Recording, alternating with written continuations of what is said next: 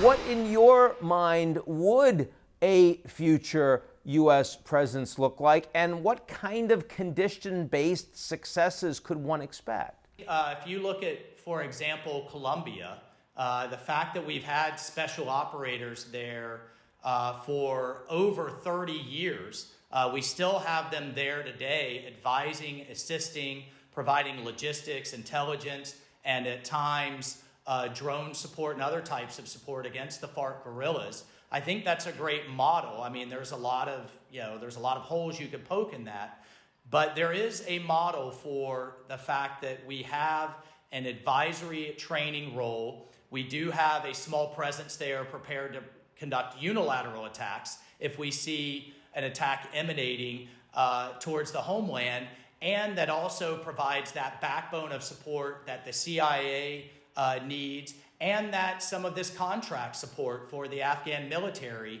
as they learn the more technical aspects of maintenance and training and logistics. I foresee a small presence there for some time. Look, we've had 50,000 in Japan since World War II, 30,000 in South Korea. I mean, you know the numbers. We still have a battalion in the Sinai since the Suez Canal crisis. So if we want to bring a few thousand troops home, there's a lot of places we could do it without incurring such massive risks as we do in Afghanistan, and not to mention the fact that next door is 5 times the population in Pakistan that could be drugged into chaos as well, but this time you have a nuclear arsenal at play.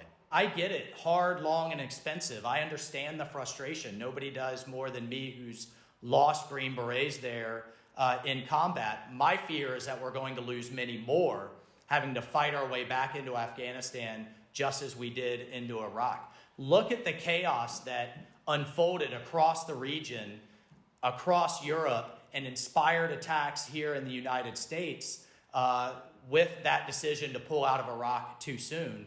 Look, I'll be candid. The next 9/11, the next Pulse nightclub, which is right on the edge of my congressional district, the next San Bernardino, that's now on Biden's watch. He owns it with this decision. So if the worst comes and the Taliban actually takes over, the Afghan government falls apart, what do you think? How do you think the United States responds to that? Well, I think it becomes really paramount of what kind of intelligence access do we have, what kind of reporting, how blind will we be? The agency and the intelligence community has been clear. The military goes, we go too. And what kind of reports are we seeing? I predict that we'll see a fracturing. We'll have a Northern Alliance again, and we'll be back to where we were in 2001.